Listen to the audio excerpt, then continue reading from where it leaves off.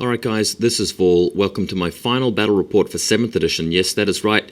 It's probably going to be the last battle report I post before we start kicking off 8th edition sort of coverage. Speaking of 8th edition, obviously coming up this weekend, I will be posting my thoughts on 8th edition. I'll be posting some information about the new armies that I'm collecting, and I'll probably be playing some games, which I'll take some photos of, and we'll all talk about it and have a bit of fun. But today is an important day here because I'm playing against Chris from the club, and there's been some smack talk between me and Chris lately about our respective armies, and Chris here is using his Wood Elves. I'm using my Tomb Kings, and we're playing at the 3,000 points level, which is almost unheard of for me. Tomb Kings are really the only army at the moment that I can field comfortably at 3,000 points. With my High Elves, yes, I can take a big dragon, I can take some extra troops, but it's the Tomb Kings which really excel at high points values. Now, the Casket of Souls is back, as you can see on the hill. We'll be having a bit of fun with the Casket this game. Tomb Kings really do well at 3,000 point level because the magic in 7th edition becomes exponentially more powerful as you go on. Now in 8th edition, you roll 2 dice, and the maximum that you can actually get for your power dice for the phase is 12. Whereas in this particular game, you'll be seeing me, pump out the equivalent of about 15, 16 dice. I've got the Prince for 1, I've got the King for 2, forgot a bound item in there by the way for 3 on these skeletons, so that's 4 dice so far. There are 2 liches, so that's another 2 each, so another 8 in total. Well, to 8 we're up to so far. One of the liches has an bound item, that's 9. The Casket of Souls takes us up to 10, 11. Then the High Lich Priest has 3 each, so that's actually 17 dice. Then he's got the Hieratic Jar on top of that. So you can't really stop the Tomb Kings from moving and attacking at this points level. Here's the army deployed. I've gone for a really heavy deployment right in the flank here with a single unit of chariots and fast cav right on the other side of the forest over on the left-hand side. Moving to the next image here, we've got 10 War Dancers. In fact, I think that's 12 War Dancers up there. 3 Treekin, a Treeman behind the hill there, and some Glade Guard in the middle of the field.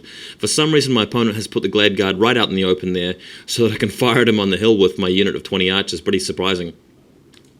Next image shows you his Forest Dragon and a Treeman. So he's got 2 Treemen and a Dragon in this list. But what really just blew my mind is that he came to this battle knowing that he was going to be facing 3,000 points worth of Tomb Kings and only has like 6 dispel dice total. He's got a Spell Singer and a Branch Wraith with Cluster of Radiance. But he's got no Dispel Scrolls, which is going to make it quite tough for him to win this game.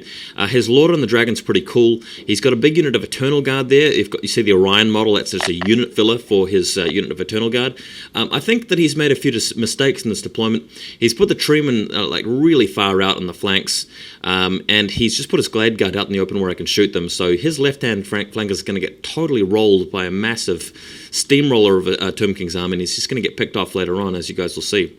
Next image shows you the Casket of Souls, which I missed a lot, and the Casket really isn't that good for Tomb Kings.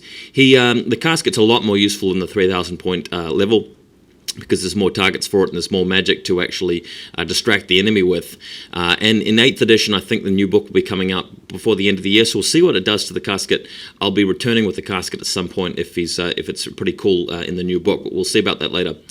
Next image, he's got a unit of Way Watchers here, 10 in fact. This guy really loves his big units, and he has decided not to deploy them nearby my army. I guess worried about the magic move, so he's just deployed them out in the open here on this right-hand side flank.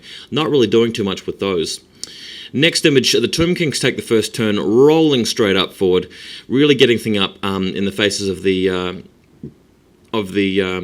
Wood Elves. A lot of shooting going off here, killing most of the Glade Guard first turn, and that's really it. That's all I needed to do essentially, just moving around in my magic phase. This picture was taken before the magic phase, by the way, so during the magic phase I moved up even further than this. Next photo shows you the Way Watchers. I initially aimed a Screamer Skull catapult shot at them, measured the exact maximum distance of 60 inches, and it landed right on top of them, killing a couple of them. So they failed their panic test due to Skulls of the Foe, and have fled back, almost fleeing off the board. So a bit of a shock to my opponent straight away, having his Way Watchers fleeing, and such a big, expensive unit too. Next image, his Glade Guard are also fleeing, and they flee right next to the board. To be honest, I think this was fortunate that he failed his break test here, his panic test, because this actually gets the Glade Guard away from the danger and puts them right where they need to be. They should have started out here, but due to luck, he's actually landed right next to the board here, and we'll be able to rally next turn and hopefully bring them back onto the table, onto the game, that is. Next image, all hell breaks loose here as the Tomb Kings just move surging forward. You've got on the left-hand flank the Chariots setting up for a charge on the Dryads, which have just left the cover of the forest. In the middle, I've got one big unit of Chariots which has chased away some Glade Guard, and in the magic phase we'll be attacking that other unit of Glade Guard up at the top left. The Treeman is on the hill now, but in my shooting phase I incinerated it with the Screamer Skull Catapult. What happened there is I actually clipped it with a partial hit, then rolled a 6 to wound miraculously, and then rolled a 3 with the flammable attacks. Totally just burnt it down to the ground. So unfortunately, my opponent losing that first Treeman in one go there.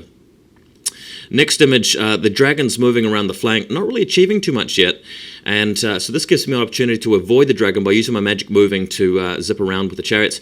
I've actually got a Hierophant on foot this game with the Cloak of the Dunes. You guys are used to me using the Prince with the Cloak of Dunes from the last a few games, but the Hierophant in the 3,000 point level could do with it more than the Prince could, so that's what I've done here.